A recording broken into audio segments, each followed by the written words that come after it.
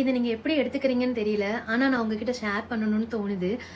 சின்ன வயசில் நானும் எங்கள் அம்மாவும் கடைக்கு போயிட்டு வரும்போது சாக்கடை ஓரத்தில் ஒருத்தவர் குடிச்சிட்டு அந்த சாக்கடையாக கடந்தார்.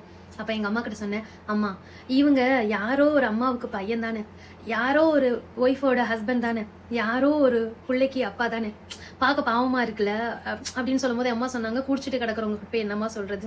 அந்த மாதிரி சொல்றப்போ நிதானமா இருக்கிறவங்க கிட்ட பேசலாம், நிதானம் இல்லாதவங்க கிட்ட போய் என்னத்த பேசுறது. ஆனா அதுல இருந்து இந்த குடிக்கிறப்போ அவங்களோட சுய மரியாதை, அவங்களோட சுயம், அவங்களோட அடையாளத்தை அதை மாத்தி குடிகாரங்கன்ற பேரை மட்டும் தான் நான் வாங்க முடியுது அவங்களால. அப்ப பாக்கப்போ எனக்கு உண்மைக்குமே நான் அழுவேன், உண்மைக்குமே சங்கடமா இருக்கும். அவங்க அம்மா பார்த்தா என் பெத்த பிள்ளை இப்படி கிடக்குன்னு சொல்லி அந்த ஒரு ஃபீல் இருக்குல்ல, உண்மைக்குமே நான் ஏன் ஃபீல் பண்றேன்னா அந்த மாதிரிலாம் பாக்குறப்ப எனக்கு பாவமா இருக்கும். அதுல இருந்து எனக்கு குடிக்கிறவங்களை பார்த்தா இல்ல குடிச்சிட்டு இருக்கிறவங்களை பார்த்தா, நான் ஃபர்ஸ்ட் கல்யாணம் பண்ணும்போது கேட்ட ஒரே கண்டிஷன், தண்ணி அடிக்க கூடாது, தம் அடிக்க கூடாது. ஏன் அந்த வார்த்தை கேட்டேன்னா, நாளைக்கு அதே நிலைமை நமக்கு அப்படின்ற ஒரு விஷயம் ஒண்ணு இருக்கு. எனக்கு கடவுள் கொடுத்த கிஃப்ட், நான் நினைச்ச மாதிரியே எனக்கு அமைஞ்சாரு. ஆனா நேத்து ஒரு இன்ஸ்டன்ட் என்னன்னா, ஹோட்டல்ல நாங்க அப்போ கடை ஓப்பன்ல தான் இருக்குது, ரன் ஆயிட்டு தான் இருக்குது. உங்களுக்கு சாப்பாடு இல்லைங்க, சாப்பாடு க்ளோஸ்டு, கடை க்ளோஸ்டுன்னு சொல்றாங்க. பார்க்க வாட்ட சாட்டமா நல்ல வெள்ளை சட்டை வெள்ளை வேட்டி கட்டி ஜெய்ஜாண்டிக்கா வர்றாரு. ஆனா சோறு இல்லை, சாப்பாடு இல்லைன்னு சொல்றாங்க. நான் எங்க வீட்டு கரெக்டா வந்ததுக்கு அப்புறம் பார்சல் வாங்கிட்டு வந்ததுக்கு அப்புறம் சொல்றேன், அவங்களுக்கு சாப்பாடு இல்லைன்னு சொன்னாங்க. கடை எதுக்கு மூடி வைப்பாங்களோமா அதனால சொல்லியிருப்பாங்க. இல்லைங்க, அவர் வந்த கண்டிஷன் அப்படி, அவர் கண்டிஷனுக்கு சோறு இல்லைன்னு சொல்றாங்க.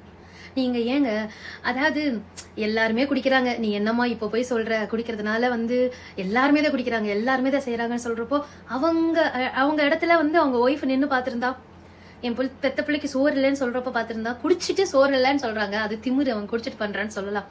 ஆனா ஒரு மனுஷனா பாக்குறப்போ ஏன் குடிக்கணும், ஏன் நம்ம சுயத்தை இழக்கணும், ஏன் நம்ம மரியாதையை இழந்து அப்படி குடிக்கணுமா? வீட்டுல வாங்கி வச்சு குடிங்க, குடிக்க வேணாமா விட்டுடுங்க, இல்லை ரோடு காட்டுல தெரியாதீங்க. சிங்காநல்லூர் பஸ் ஸ்டாண்ட்ல ஒரு பையன் நல்ல காலேஜ் படிக்கிற பையன் படுத்து கிடக்கான் குடிச்சிட்டு.